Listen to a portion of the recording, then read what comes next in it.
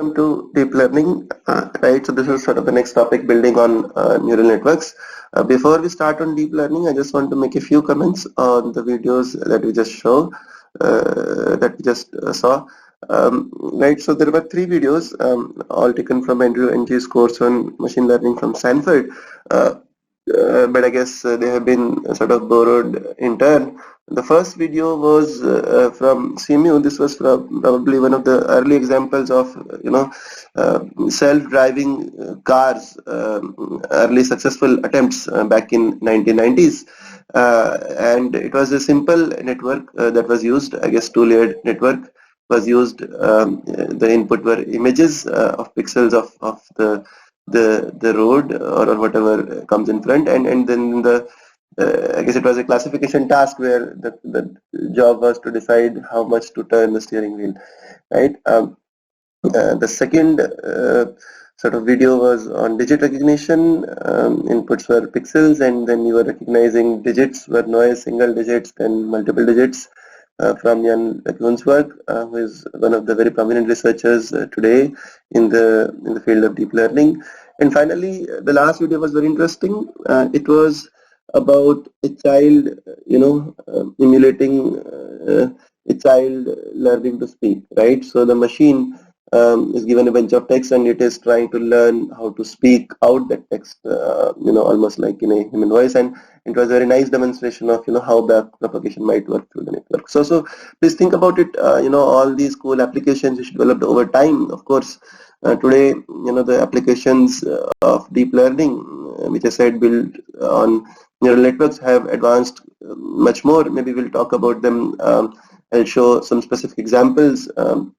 Once I describe basic intuition behind deep learning, but think about how the field has advanced and it has taken several years for things to mature to this level. So having said that, let us start in this topic on deep learning. And I should say that that I will only primarily give you sort of introduction or basic intuition about this, right? In fact, at a couple of years back, or 2017, I taught a full course on deep learning, and if you really want to understand the subject, this is definitely warranted. So a 2-class primer may not do justice to the entire course on deep learning, but nevertheless, we have studied neural networks, and I guess it is important to really understand the modern avatar of neural network, which is deep learning. So I'll give you sort of broad intuitions behind deep learning and broad categorization of different techniques which are used in this space, and hopefully that will enable you to delve deeper into the field if you're interested. Okay, so right, so what are deep learning, right? So they also go by the name deep neural networks, right? And in the simplest form, they are extensions of multi-layered perceptrons, but there is more to it, right? And then to understand the intuition, let us start with a simple example, right? And suppose this is image.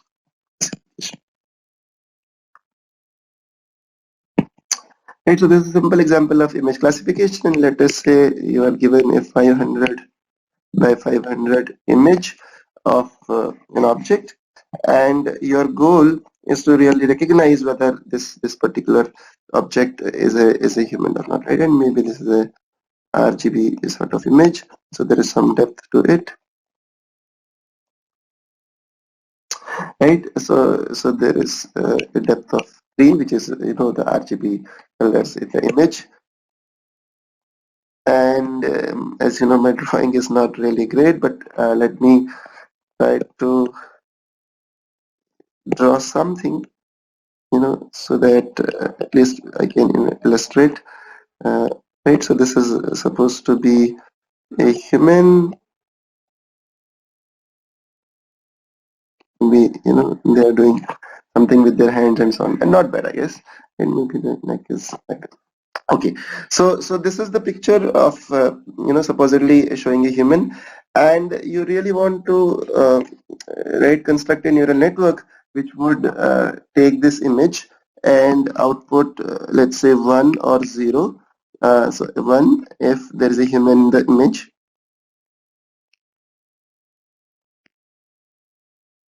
0 otherwise. Right. So how do we really construct a neural network, right? And what is the input size in this problem?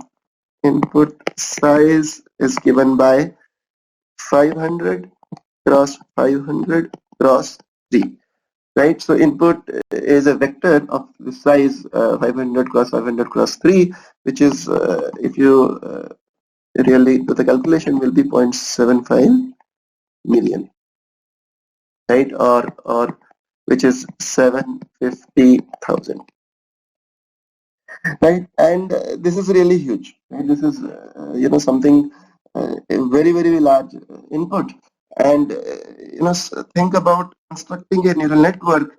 Let's say this is the input, and let's say you have one more layer, one following hidden layer with 1,000 neurons or perceptrons, right? So which already means that assuming a fully connected network, we are looking at 750,000 into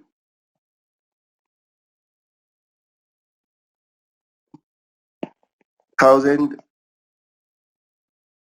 sized network, or size meaning number of connections,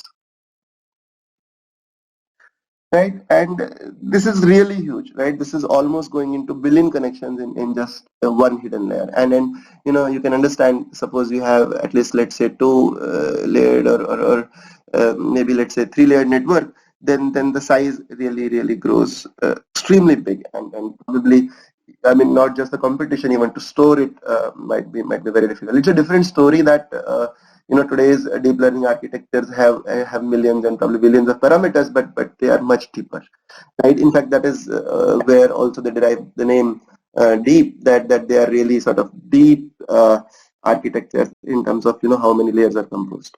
But nevertheless, this is a significant challenge, right? And in the classic sort of literature, what people have done is that, for example, for image analysis, people have not really worked with raw features, right? So they have looked at things like SIFT features, or maybe HOG, HOF, which is SIFT is scale invariant feature transformations, and HOG is histogram of gradients, histogram of optical flow. Those of you who might have done digital image analysis course might recognize those terms. So people have used sort of features which have been constructed or pre-processed into these more informative features, and over which your neural network or some other algorithm could be applied, right? Because raw pixel may not, right? One, the scale is a problem, and also they have very basic raw information. How do you really process that, right? So deep learning networks sort of solve these challenges in two different ways, right? So one of them so the two different challenges are this problem of scale, and also the whole idea that maybe right, you want to not hand construct these features, but really automatically construct them from from the data itself, right? So these are sort of the two key ideas in deep learning, right? And let's proceed forward.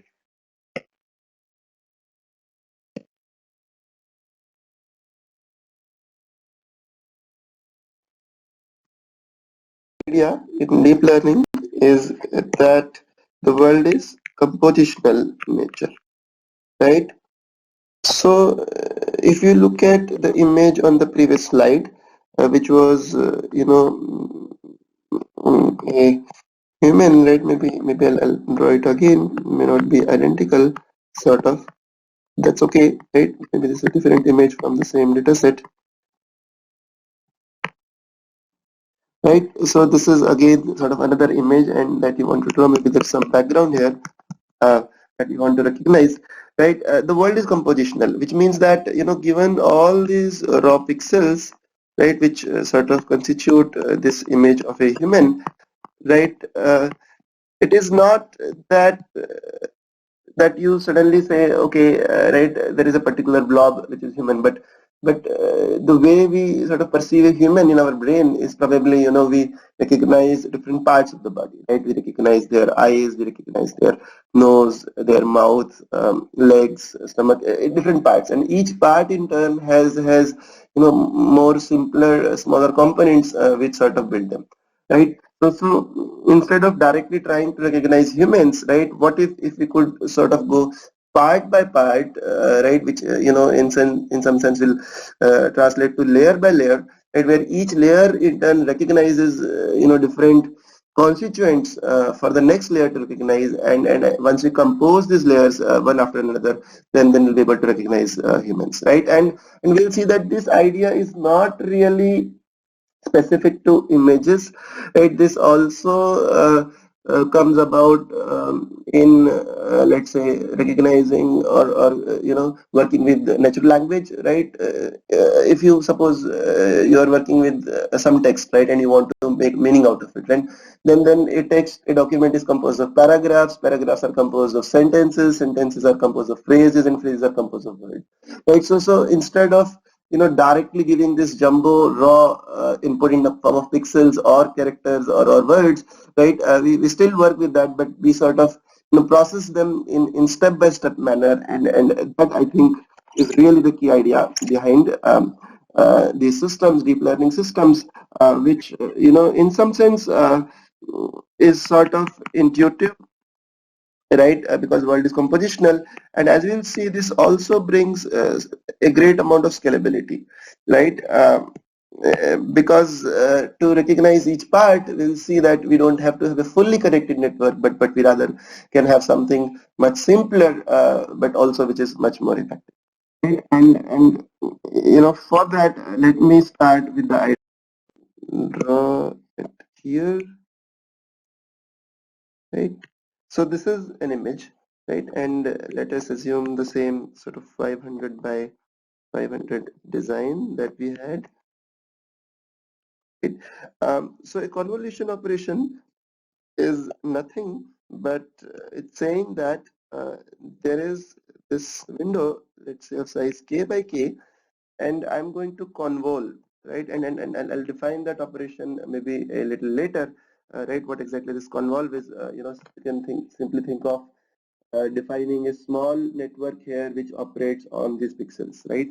And how many pixels are there in this cube, right? So if you will, there is a cube here which is being constructed, right, of size 2s k square into t, right? And typically, k may be, let's say 10, right? So which means that this is of size 300, and this box is taking some kind of dot product, right, which is again a linear combination of pixels in this space, and then transforming this into some kind of output which goes into the next layer, right? But why do we really work with this small unit which is sort of repeated across the image? Uh, because that we are exploiting what we can refer to as spatial locality, right?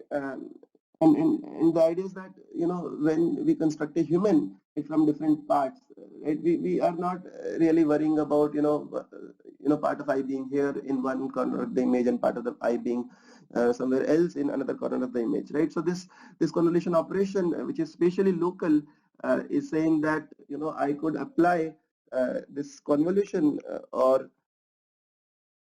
essentially what is also a filter to over the entire image in turn, right? So what I will do is I'll take this small box apply this in one corner of the image and then sort of move it around across the image and see the output, right? And the whole idea is that this filter is on, or the right, if you apply this filter, whatever the output, if it is on, think of it as this particular patch firing and saying that a particular object is being recognized because this the corresponding output is on, right? And correspondingly we will have many different filters operating over the image um, in course, and each filter might recognize different parts, right? And these together will construct the next stage of my output, right? This is the basic idea. But how does it really save us from the challenge of scalability? Because note that there are let's say in this case, if the depth is d, which is equal to 3, then there are d k square maybe plus 1 order parameters, right? Right, in fact this number probably might be exact, right? So we'll look at the exact number later, right? We will derive it precisely, but right, so these many parameters, and these parameters are tied across the image, right? That's the key idea, that you don't really have different set of parameters, because right, you are trying to recognize the same object across the image, right? And then note that this object doesn't have to be your high level object in some sense. This can be different parts of the body, or even different edges and contours and things like that, right? So you convolve the entire image with this particular object called a filter, right? Where each filter corresponds to this order d k square parameters, and once you convolve this over the entire image, the output for each patch will tell you whether the object or the part was present in that particular region or not, right? And you can see that once this is done, then you get sort of next layer, which has next higher level representation of pixels which have been convolved, and which can be sort of convolved again to get next higher level representation, and so on and so forth, right? uh, so uh, uh, so therefore we sort of compose in terms of layers of these convolution operations in the network, which finally leads us to the final classification task. For example, I mean, and in fact, you can also do things like segmentation, where there is a label for every pixel, right? So this is the basic idea. Just to give you a timer of what is going to sort of come soon, is that suppose the width of the image. So let's say right, this is your image, and right, so it has a depth of 3 or d, right, in the general case, right? And let's say the width of the image is w, this is the height, and let's say d is the depth, and you're convolving this with this box, which is k by k. Typically it will be sort of a squared box, right? So right, and then the question is, how many times do you really do this convolution operation, right? So if you think about it carefully, then you have w minus k plus 1 operations going to the horizontal side, right? And or I guess more than operations, right? You can say how many operations, or this is also equivalent to number of output units coming out of this, right? So w minus k um, is sort of the volume left to the right of this box, right? So if I move it by one pixel at a time, I'll do w minus k, and initially I have done one operation horizontally. Then I will do the same thing vertically, so which will be h minus k plus 1 sort of operations vertically, right? And note that the entire 3D volume at any point is being map to single unit, right? So these will be the number of operations, assuming what we refer to as stride of 1.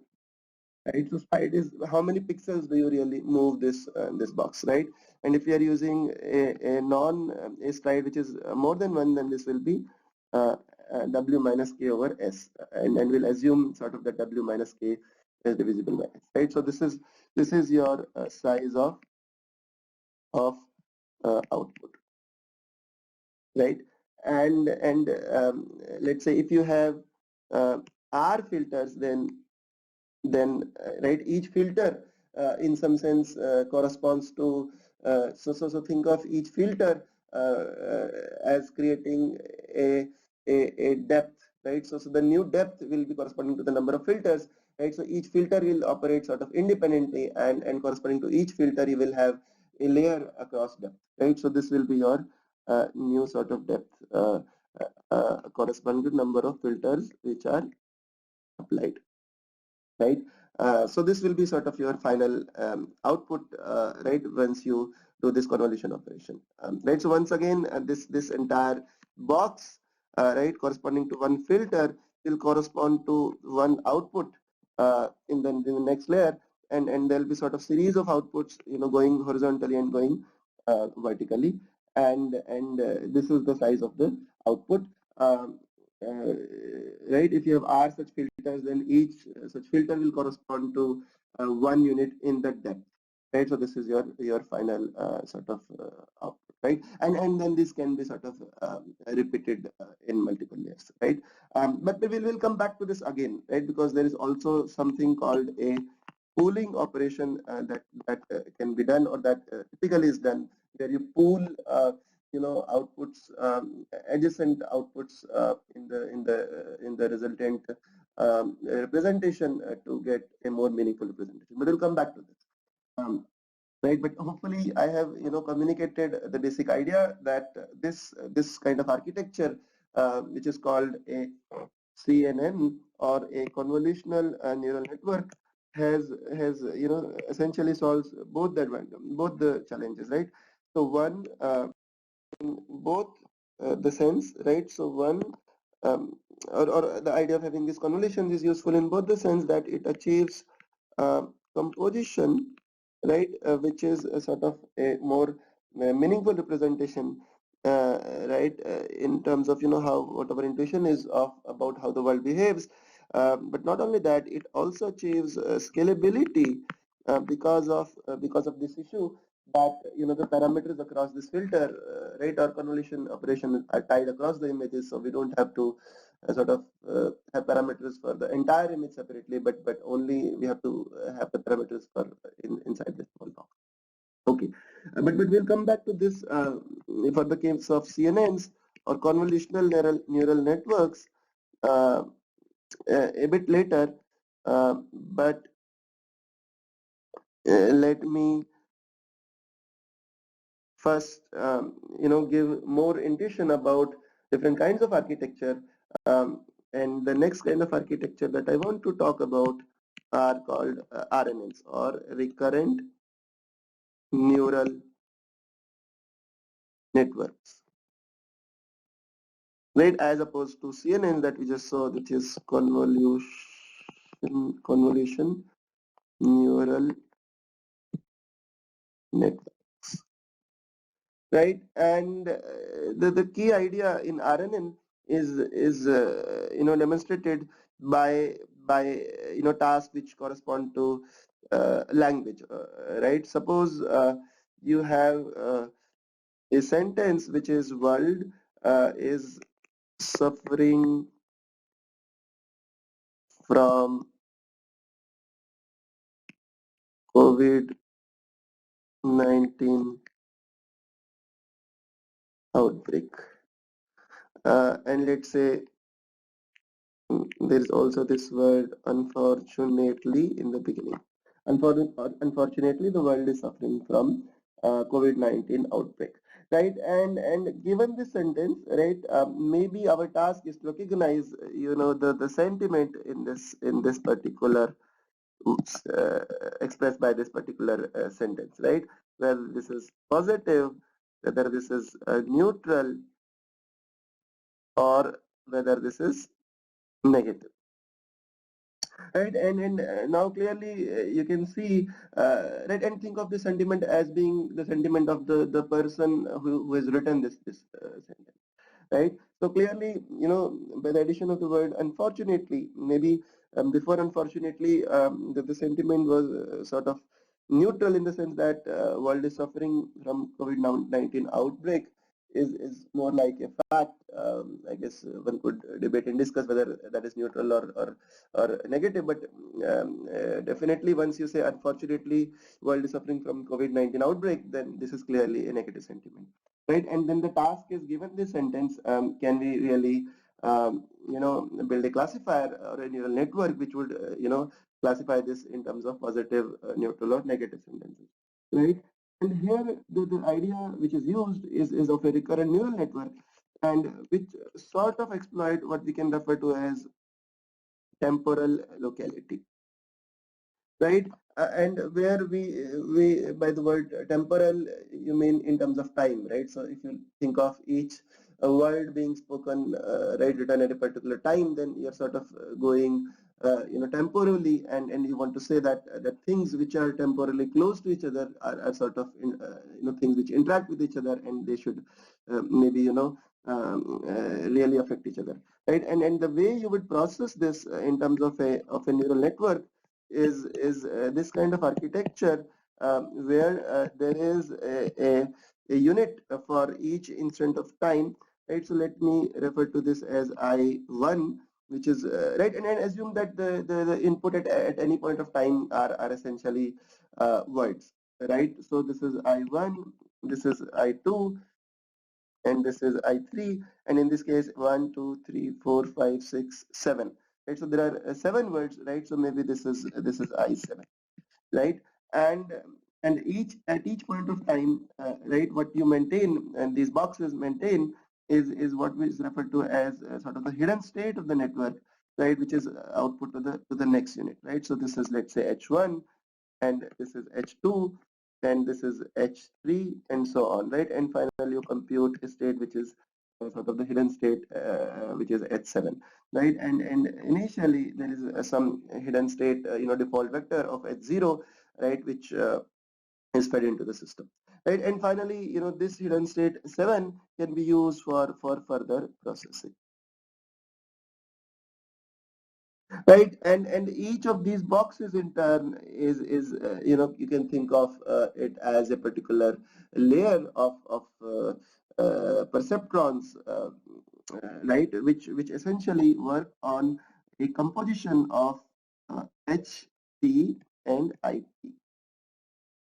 And when I say composition, you can think of it as a feature representation, which takes the previous hidden state and the current input and computes the next hidden state. Right? This is the job of this box, right? And then what happens in this, the parameters of this network are tied across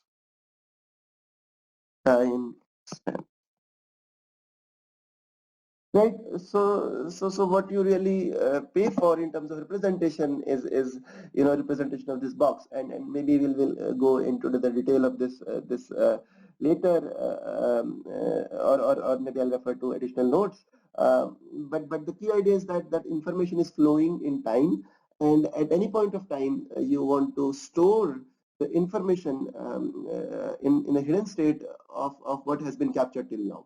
Right, and over the time you build this hidden state, so that when you go to the end of the sentence, you have all the information captured into the hidden state at the last time step, which can be processed using, let's say, fully connected network to give your final classification task, right? And now think about what is the structure here, right?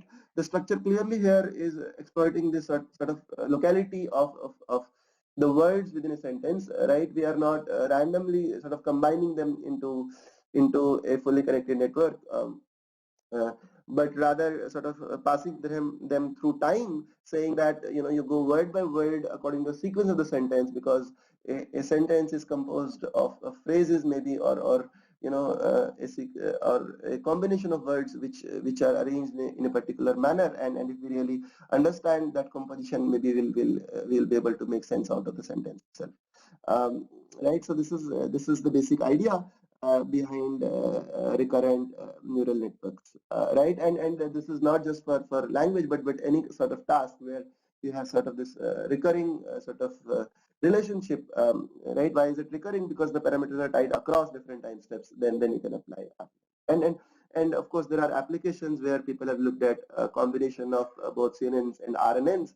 For example, maybe I'll show it later, but suppose you want to do, you want to recognize words in an image, right? Or what is written in an image, right? Then you have to work with the image and also, right, sort of sequence of words within image where, you have to apply both combination of CNN and RNN. Okay, so let me proceed forward. Okay, and also another kind of task where this combination is usually this combination of CNN and RNN is useful is, for example, generating captions for an image. So the just to recognize the image, you have to really employ something like a CNN. Or to process the image and to generate these captions, which are like sequence of words in like a phrase or a sentence, then you have to use some kind of recurrent neural network. And people have explored whether one can be represented by the other, whether you can use CNN instead of this recurrent structure, and I guess there is some success that people have achieved replacing this recurrent structure by convolutions. Um, uh, and there are ways to get rid of this sort of flow of information in time through something called self-attention, which have become fairly popular. Maybe I'll talk about that later. But I just wanted to give this broad idea that there are interconnections between these different representations also. But for us, we can just work with these two basic sort of representations. Before I move forward to another interesting important kind of deep networks, which are adversarial generators, let me describe another application of these recurrent neural networks, which is for sequence to sequence tasks. Right? And what are these sequence to sequence tasks? And these are, let's say we have the word, we have the sentence again. Unfortunately, world is suffering from COVID-19 outbreak.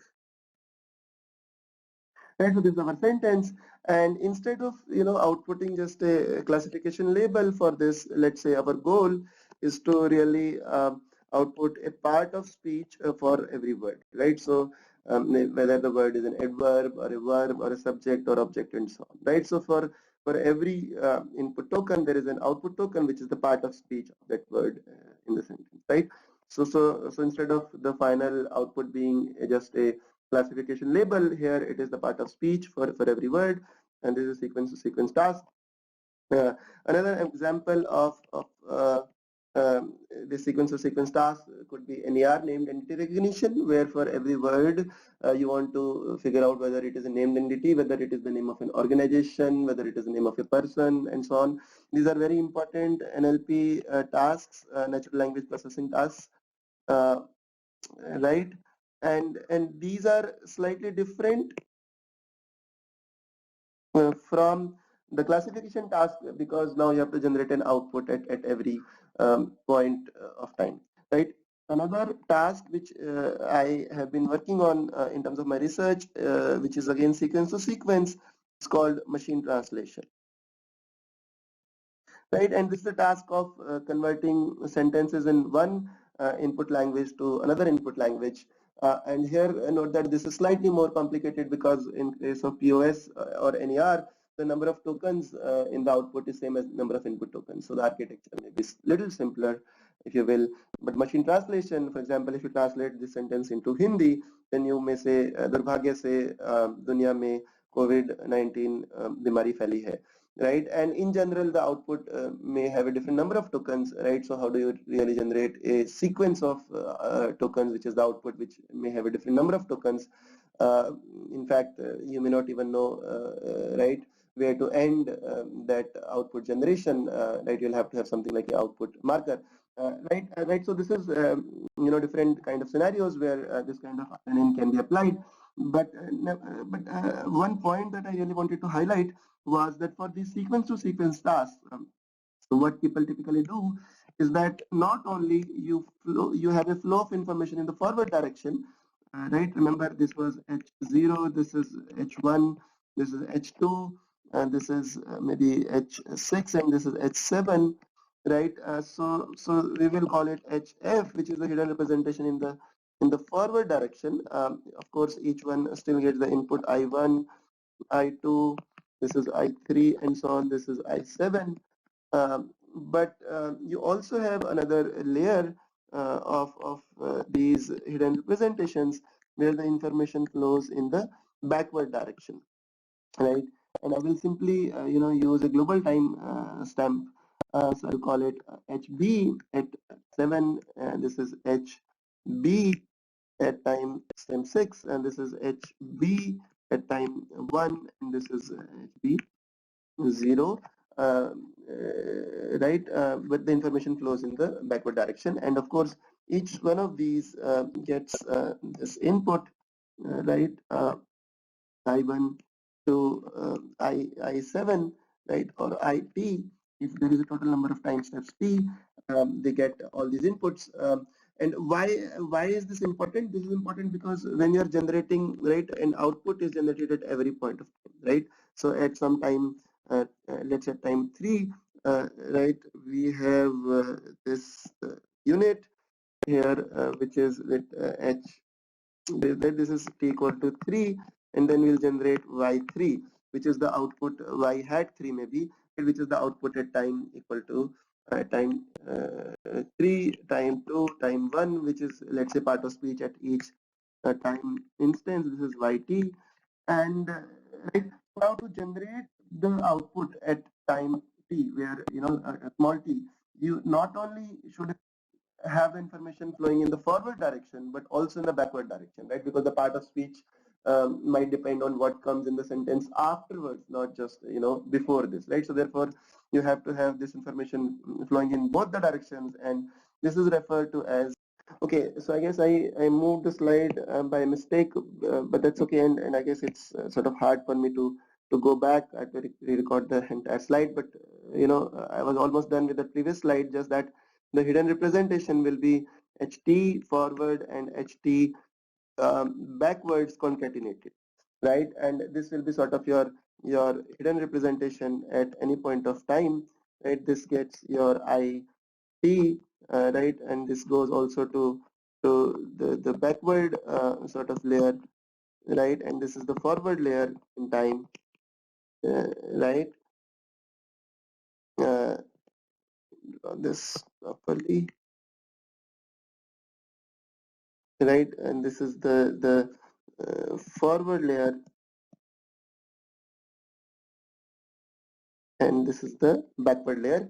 And at any point of time, right, this goes in time, and at any point of time you output y hat t, and the hidden representation then is exactly what I have written here, htf and htb, and then maybe you sort of process those. In fact, right, so in fact this may not be yt, but rather maybe there is a small unit here which sort of takes this hidden representation, which is ht forward and ht backward, and then there is a small sort of uh, uh, layer sitting out there which takes this hidden representation and finally produces the output by maybe multiplying it uh, by some weight matrix, w, ht, f, and htp, and then maybe taking a sigmoid over those, right? So this becomes your y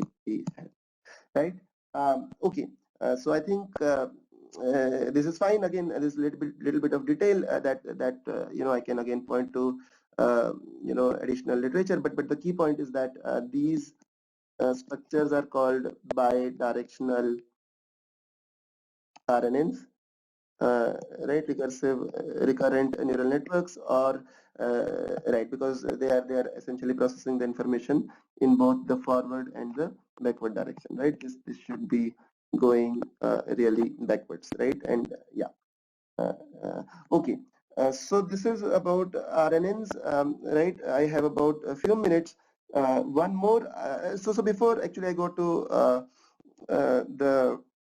the next kind of architecture, there is one more thing I want to describe here, which is something called LSTMs, or long short-term memory architectures, right? And these are actually LSTM cells.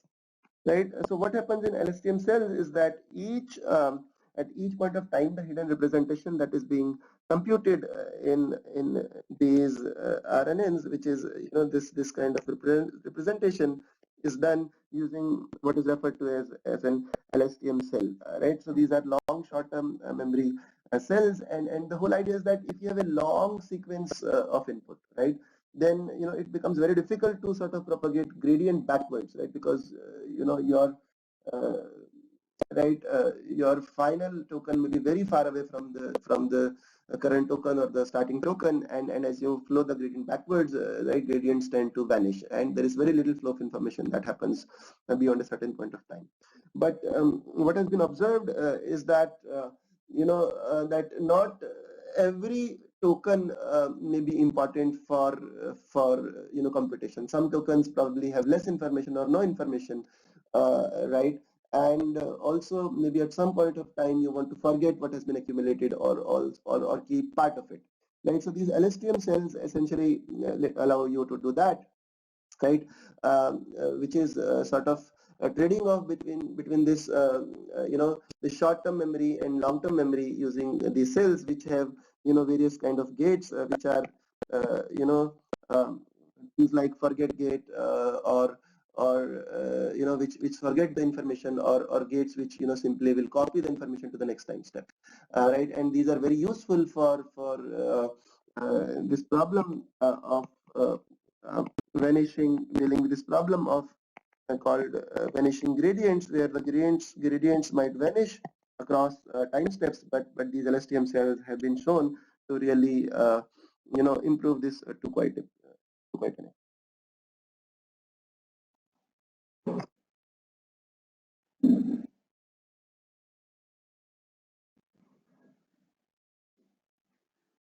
Okay, so in last remaining few minutes, I want to describe the idea of a new kind of architecture which has been proposed, which is called generative adversarial networks, right? And here the problem is different from classification, either in the case of images that we saw, or even sequence to sequence tasks.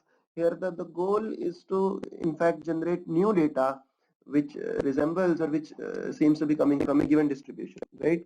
So suppose you are given some data set D, which is essentially your images, let's say from I equal to 1 to M, and the goal then is to generate a new image I, right, which is similar to this data set, but not really a copy of the images coming from these images, right? And this is not just limited to images, but this could be any kind of objects, right? These could be handwritten text by some person. This could be the text of speeches given by a person, and you want to automatically generate new speeches by that person, and so on and so forth, right? And this is a fairly important direction of work. A lot of work has been happening around this area. Let me describe the key sort of architecture that is used uh, for this problem, which is a combination of a of a generator and a discriminator. It will draw here. So there is a generator here, and this is the generator network, which takes as input a random vector and generates what is referred to as Z, right? And there is a discriminator sitting here whose goal is to discriminate between what has been generated by the generator and x's, which are essentially samples from your data set, right? So this discriminator gets two inputs, one is x and one is z, and then its goal is to be able to produce an output so that the probability of uh, x is more than 0.5 and probability of z is less than 0.5, right? So this is the probability that this discriminator assigns to samples from the original data set versus samples which are being generated by the generator, right? So this really wants to discriminate them very well. Whereas the generator, the goal of the generator is to really fool the discriminator,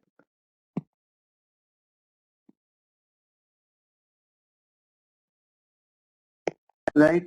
So increasingly, it wants to generate, given a random vector as input, it wants to generate better and better samples so that eventually the discriminator is completely fooled, and the generator would have succeeded if discriminator absolutely cannot distinguish between samples which were generated by the generator or versus whether they were coming from the original data. And you play this sort of adversarial game between these two architectures, where in turn one improves over the other, finally leading to great generation quality. Right, and there is a lot of work around these GAN architecture, which I'll strongly encourage you to look at. Okay, I think I'm running out of time, so let me stop here. Maybe I'll post additional notes on GAN, and feel free to post questions on